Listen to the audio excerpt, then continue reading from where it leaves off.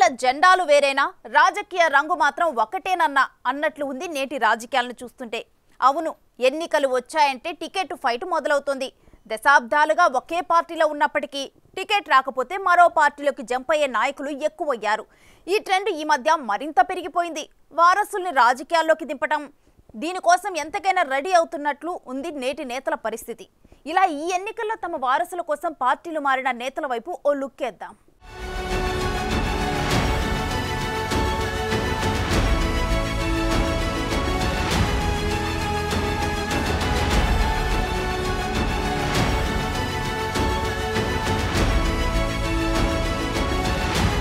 భారత సార్వత్రిక ఎన్నికల వేళ తెలంగాణ, ఆంధ్రప్రదేశ్లో రాజకీయాల వేడి పీక్స్లో ఉంది.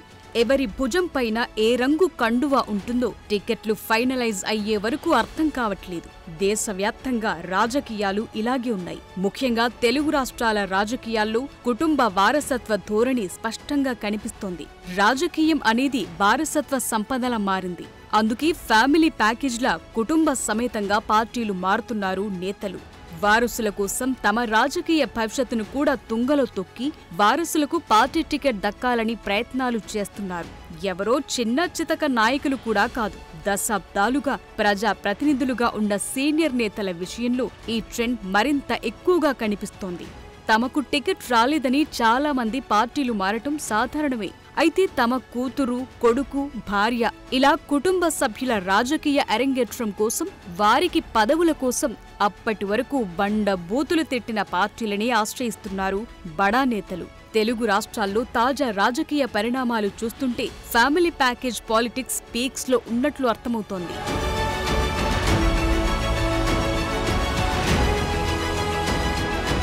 తెలంగాణలో చూసుకుంటే గత కొన్ని రోజులుగా ఏకంగా 4 కుటుంబాలు కండువాలు మార్చాయి. ఈ 4 కుటుంబాలు రాజకీయాల్లో సుదీర్ఘ నేపథ్యమున్న కుటుంబాలే. అయితే తమ రాజకీయ వారసుల్ని ఎన్నికల బరిలో ఉంచడానికి కుటుంబంతో సహా పార్టీలు మారారు. మాజీ ఎమ్మెల్యే, ఎమ్మెల్సీ పట్నం మహేందర్ రెడ్డి దశాబ్ద కాలంగా బీఆర్ఎస్ లో పలు పదవులను అనుభవించిన తరువాత ఇప్పుడు తన భార్యకు ఎంపీ టికెట్ కోసం బీఆర్ఎస్ ను వదిలి కాంగ్రెస్ కండువా కప్పుకున్నారు. తమ్ముడు పట్నం నరేందర్ రెడ్డి, మేనత్త సబితా ఇంద్రారెడ్డిలు పార్టీ మారకపోయినా తన భార్య కోసం మహేందర్ రెడ్డికి ఈ ఫిరాయింపు తప్పలేదు.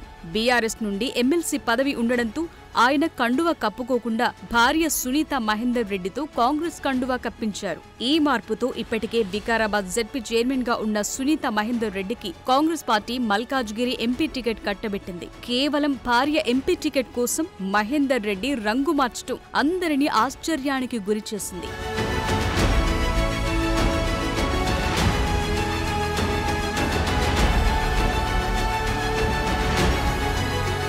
ఇక తాజాగా పార్టీ మారిన మరో సీనియర్ నేత కె కేశవరావు. 50 ఏళ్ల సుదీర్ఘ రాజకీయ అనుభవమున్న కేశవరావు తెలుగు రాష్ట్రాల్లో తిరుగులేని నాయకుడిగా నిరూపించుకున్నారు. అందుకే ఆయనకు బీఆర్ఎస్ లో బ్రహ్మరథం పట్టారు. ఆయన దశాబ్దాల రాజకీయ జీవితమంతా కాంగ్రెస్ పార్టీతోనే కొనసాగింది. అయితే తెలంగాణ ఉద్యమం పీక్స్ కు చేరుకున్న తరుణంలో కేకి నాటి తెలంగాణ రాష్ట్ర సమితిలో చేరారు. గత 10 ఏళ్లుగా కేసీఆర్ ప్రభుత్వంలో కీలక నేతగా చక్రం తిప్పారు. బీఆర్ఎస్ అధినేత కేసీఆర్ సన్నిహితుడిగా, రాజ్యసభ ఎంపీగా, పార్టీకి పెద్ద తలకాయిగా కొనసాగారు. అలాగే కేసీఆర్ కూడా కేశవరావుకు రాజ్యసభ ఎంపీ, ఆయన కొడుకు విప్లవ్ కుమార్ కు కార్పొరేషన్ చైర్మన్ పదవి, ఆయన కూతురు గద్వాల్ విజయలక్ష్మికి హైదరాబాద్ మేయర్ గా అవకాశం కల్పించారు. మొత్తంగా కేసీఆర్ తరువాత కుటుంబం మొత్తానికి పదవులు సంపాదించుకున్న నేత కేశవరావు ఒక్కరే అని చెప్పాలి. ఇకిప్పుడు కూడా మళ్లీ కుటుంబ పదవుల కోసమే కాంగ్రెస్ కండువా కప్పుకున్నట్లు తెలుస్తోంది.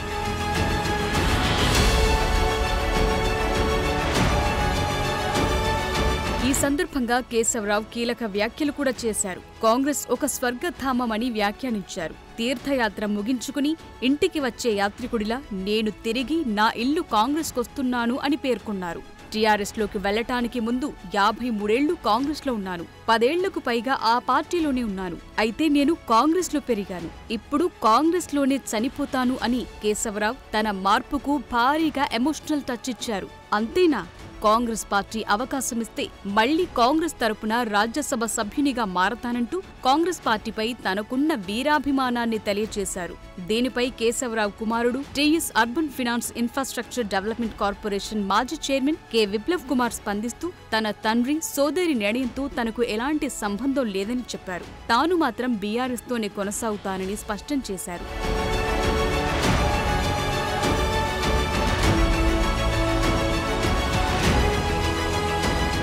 ఇక మరో సీనియర్ నాయకుడు కడియం శ్రీహరి కూడా అకస్మాత్తుగా పార్టీ ఫిరాయించారు. గతంలో తెలుగుదేశం ప్రభుత్వంలో మంత్రిగా పనిచేసిన కడియం తెలంగాణ రాష్ట్రం ఏర్పడిన తరువాత టీఆర్ఎస్ పార్టీలోకి జంప్ అయ్యారు. కేసీఆర్ ప్రభుత్వంలో ఉప ముఖ్యమంత్రిగా కూడా బాధ్యతలు నిర్వర్తించారు. ఇక నిన్న మొన్నటి వరకు ముఖ్యమంత్రి రేవంత్ రెడ్డిపై తీవ్రమైన విమర్శలు చేసిన కడియం తన రాజకీయ వారసురాలి కోసం నిర్మోహమాటంగా కాంగ్రెస్ పార్టీ తీర్థం పుచ్చుకున్నారు. అయితే కడియం పార్టీ ఫిరాయింపులో విచిత్రమైన ట్విస్ట్ ఉంది. కడియం కుమార్తె కావ్యకు ఇప్పటికే బీఆర్ఎస్ పార్టీ వరంగల్ నుంచి ఎంపీగా టికెట్ కేటాయించింది. అయితే స్థానిక బీఆర్ఎస్ నేతలెవ్వరూ సహకరించట్లేదనే కారణం, అలాగే అధికార పార్టీ నుంచి పోటీ చేస్తే గెలుపు సులభం అనుకున్నారేమో గాని కడియం శ్రీహరి ప్లేట్ ఫిరాయించారు. వెంటనే పార్టీ మారి వరంగల్ ఎంపీ నియోజకవర్గంలోనే కాంగ్రెస్ నుంచి తన కుమార్తెకు ఎంపీ స్థానం దక్కించుకున్నారు. కేవలం కూతురు కావ్య రాజకీయ అరంగేట్రం కోసం ఆయన సుదీర్ఘ రాజకీయ ప్రస్థానంలో ఎన్నడూ లేని విధంగా విమర్శలను ఎదుర్కొన్నారు. ఆయన మహా అయితే పార్టీ రంగు మారుద్ది, పదవి దక్కుతుంది కదా అనే ధోరణిలో ముందడుగు వేశారు కడియం.